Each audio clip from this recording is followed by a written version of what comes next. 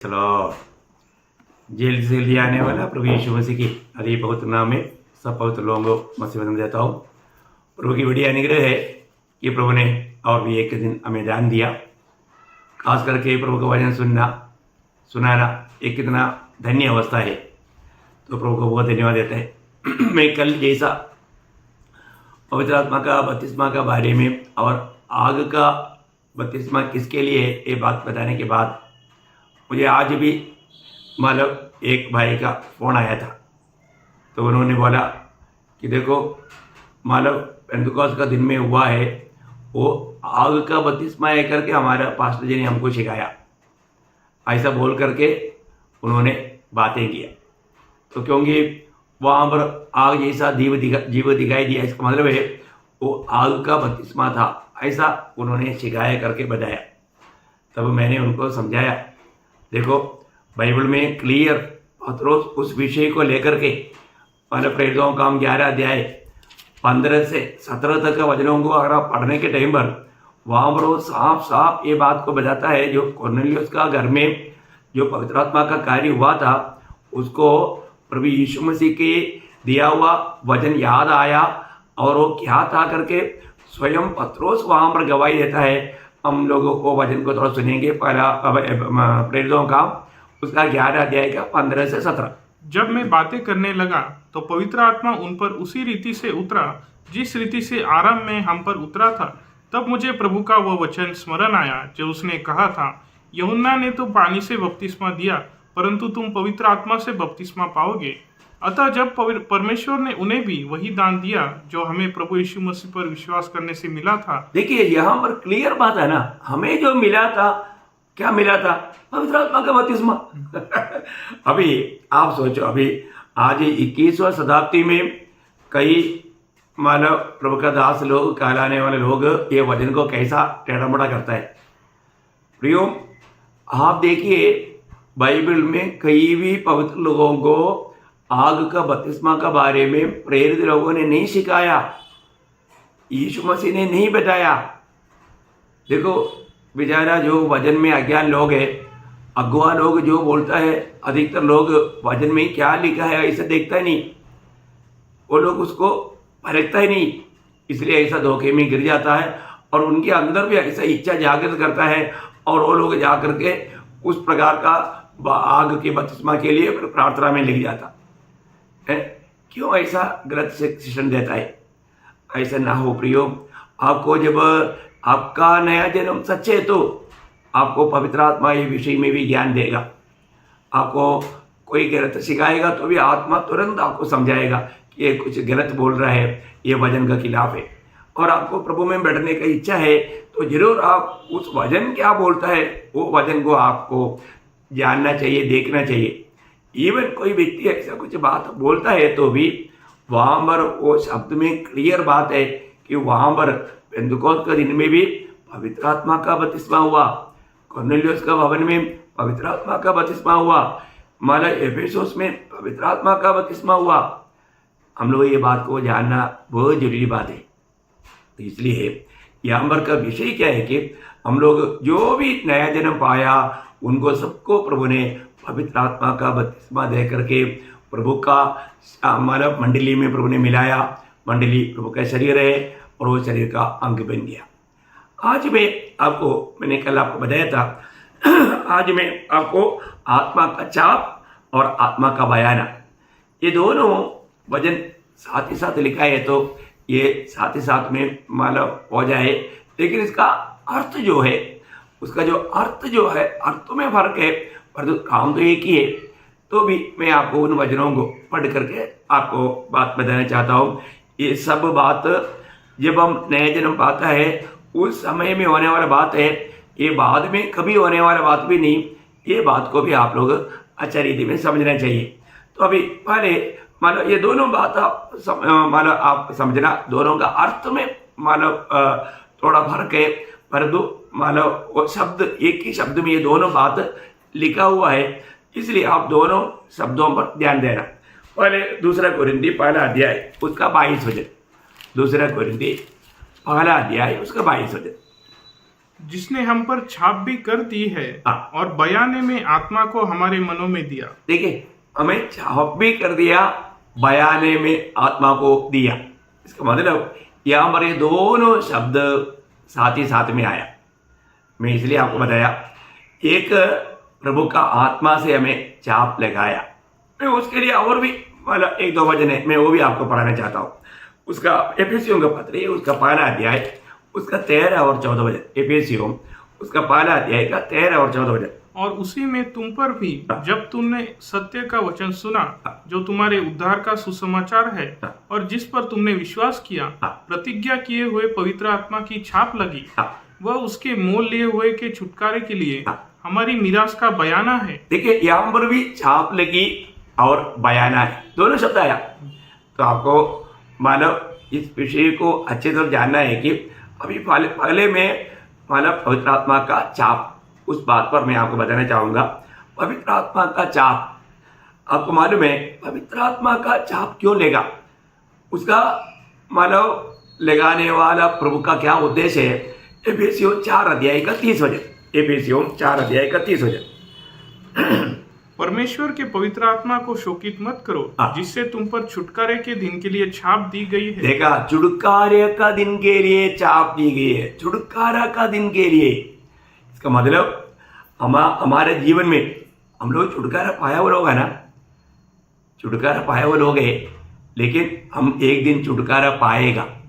जैसा अभी उद्धार का 3 अवस्था है। एक हम उद्धार पाया, और हम उद्धार पाते रहता, और हम उद्धार पाएगा। ऐसा 3 अवस्था है। उसी प्रकार है छुटकारा। हम छुटकारा पाया, छुटकारा पाते रहता, और छुटकारा पाएगा। ये दोनों मतलब ये विशेष बात है। जिस दिन आपने प्रभु यीशु पर विश्वास किया, उस समय में आपका आत्मा का छुटकारा हो गया, आत्मा का छुटकारा हो गया, या आत्मा का उद्धार हो गया, आत्मा में नया जन्म हो गया। एक प्रकार यीशु मसीह आपके आत्मा में जन्म हो गया। ये सब बहुत खास बात है। हमारा आत्मा को जिलाया इतना नहीं, यीशु मसीह उस आत्मा में जन्म हो गया। अभी हमें रोज मसीह की सिर तक बढ़ना है। बढ़ोतरी का जीवन है, जहां पर जीवन है वहां पर बढ़ोतरी है। तो बहुत बड़ी बात है। इसका मतलब हमारा छुटकारा का था। अभी हमको ये बात को जानना है, जो भी विश्वास किया, हम लोगों के अंदर, एक सच्चा भक्त के अंदर, मेरा प्रभु कब आएगा और मेरा शरीर का कब मेरा छुटकारा या पुत्रत्व को प्राप्त करेगा। ये पुत्रत्व का प्राप्त होने का जो मतलब आखिरी समय हमारा ये छुटकारे के साथ है। छुटकारा मीन्स देह का उद्धार, देह का मतलब देह महिमा में बदलना, देह रूपांतर होना, है ना। इसलिए ये पगला दान में प्रभु ने हमें ये छाप लगाया। अब ये छाप का बारे में बोलेगा तो बहुत बातें हैं, मैं आपको संक्षिप्त में बताता हूँ। अब जैसा अभी एक ऑफिस से एक पेपर कहीं भी जाता है, निकलता है, तो ऑफिस का एक छाप लगाता है। तो वर्ल्ड में कहीं भी जाएगा तो मालूम पड़ेगा ये कौन सा ऑफिस से निकला है, क्योंकि उसमें छाप है ना। छाप किसको बताता? उसका मतलब उसका अधिकारी को, मतलब अधिकार को, मतलब जो इसका अवकाशी है, जो उसका मालिक है, उस बात को दिया था। बहुत बड़ी बात है, अच्छा रीति में हमें समझना चाहिए। आपने देखा होगा ये रोड में खड़ा हुआ पेड़ वगैरह जब काटता है, उसका लकड़ी जो है रोड पर पड़ा रहता है, परंतु उसमें एक छाप रहता। दूसरा किसी का लकड़ी ऐसे पड़ा रहेगा तो दूसरा दिन जाएगा तो मिलेगा नहीं, क्योंकि चोर लेकर जाएगा। परंतु जिस पर ये छाप लगा ना गवर्नमेंट का, उसको कोई नहीं उठाता, उड़ाएगा तो वो पक्का पकड़ा जाएगा। तो इसका मतलब इसी रीति में है। ये बहुत बड़ी बात है। हम पर प्रभु ने छाप लगाया, बोला ये मेरा है। हर एक उद्धार पाए हुए लोगों पर प्रभु ने मानव पवित्र आत्मा का छाप लगाया। प्रभु बोलता है ये मेरा है। जब प्रभु ने अपने लिए जो अलग किया, उस पर शैतान कभी भी दृष्टि तक नहीं कर सकता। आपको मालूम है, हर एक जब मानव पुराना नियम के ईयोब के जीवन में अगर आप देखेगा, ईयोब को कितना प्रकार का पहरा था? 3 प्रकार का पहरा था। आपको मालूम है ना। ईयोब का किताब पहला अध्याय का 10 वचन में शैतान खुद वो बात को गवाही में बताता है। शैतान का गवाही देखिए, क्या तूने उसकी और उसके घर की, उसकी और उसके घर की और जो कुछ उसका है, जो कुछ उसका है, उसके चारों ओर बाड़ा नहीं बांधा। देखा, उसकी चारों ओर बाड़ा बांधा, मतलब उनके चारों ओर। आप देखिए, ईयोब के चारों तरफ बाड़ा था, ईयोब के घर की चारों तरफ बाड़ा था, और उसका जो कुछ भी है उसका भी चारों तरफ बाड़ा था। आप देखिए, है प्रियो, उसको इस प्रकार का 3 प्रकार का वाड़ा था। ऐसा है तो उससे भी कितना बढ़ करके आज हमारे लिए है। एक तो बात है कि हम प्रभु के हाथ में है ना। प्रभु का लोगों को, विरोधी को छूने के लिए बिल्कुल प्रभु अवसर नहीं देता।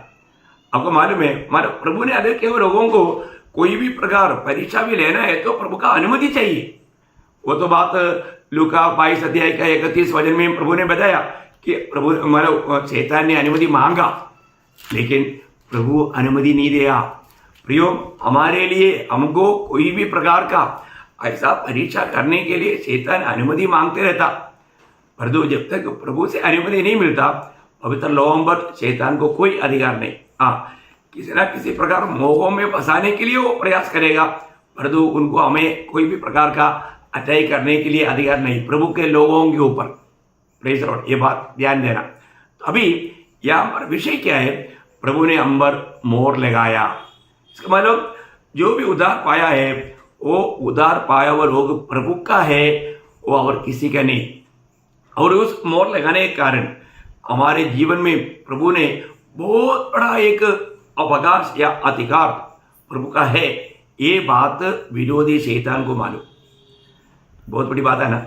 इसका मतलब यहाँ पर हम देखते हैं कि प्रभु ने हमें पवित्र आत्मा से मोहर लगाया, छाप लगाया। प्रभु का मोहर हम पर है, ये जानकारी कितना आनंद की बात है। उसके साथ माला बयाने में दिया। कोई बात को मैं वापस एक बार पढ़ाता हूँ शब्दों को। हमारा 2 कुरिन्थी उसका पहला अध्याय का 22 वचन।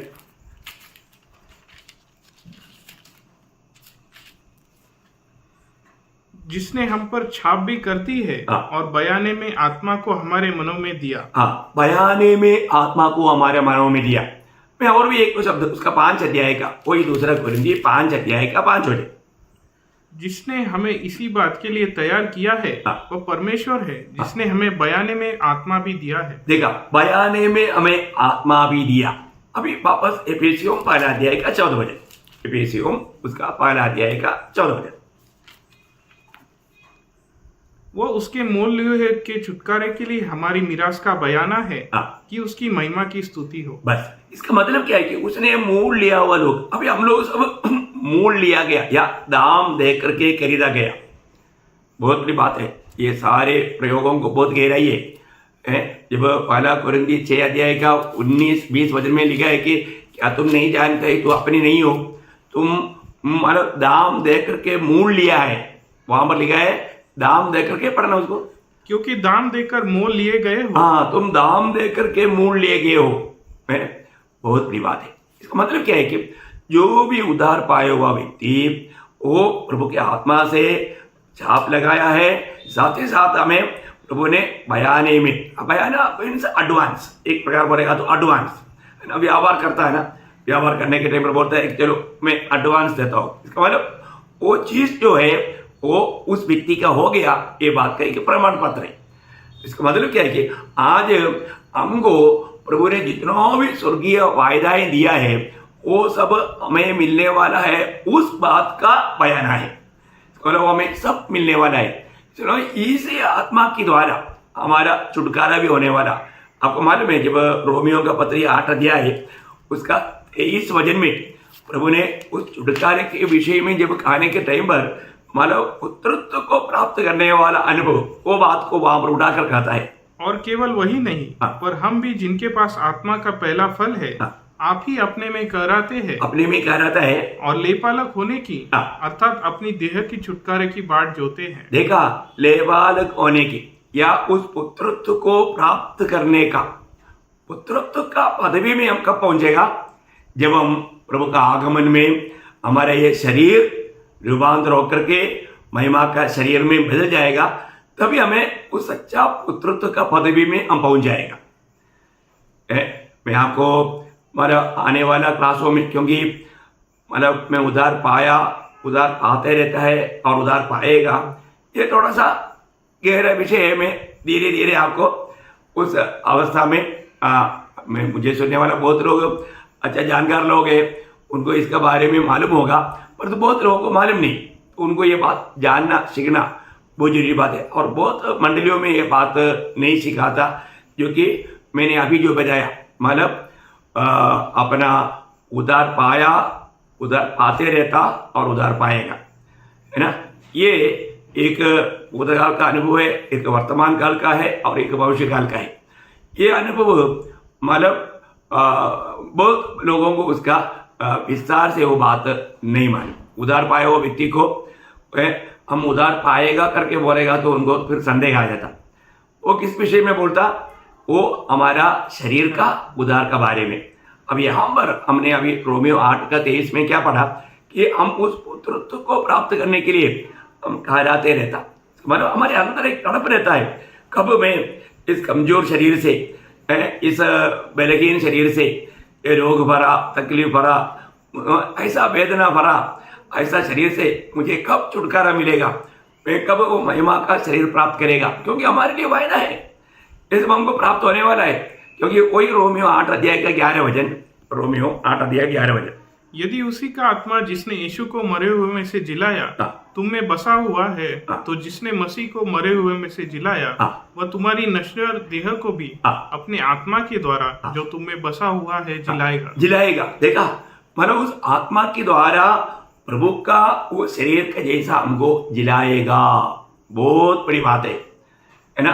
पौलुस कोरिन्थ का पत्री में पहला कोरिन्थी 6 उसका 14 परमेश्वर ने अपनी सामर्थ से प्रभु को जिलाया और हमें भी जिलाएगा। देखा, हमें भी जिलाएगा, क्योंकि जिस आत्मा से प्रभु यीशु मसीह को जिलाया वही आत्मा प्रभु ने हमें भी दिया। उस आत्मा के द्वारा हमको भी जिलाया। आज इस मिट्टी की पुतले में उसका 2 कोरिन्थी 4 उसका 7 2 कोरिन्थी 4 उसका 7 परंतु हमारे पास वह धन मिट्टी के बर्तनों में रखा है। देखा, अभी ये मिट्टी की बर्तनों में वो धन है, बोलेगा तो पवित्र आत्मा आज काम रहे इस मिट्टी की बर्तनों में। कल भी हमने देखा था, हमारा शरीर पवित्र आत्मा का मंदिर है।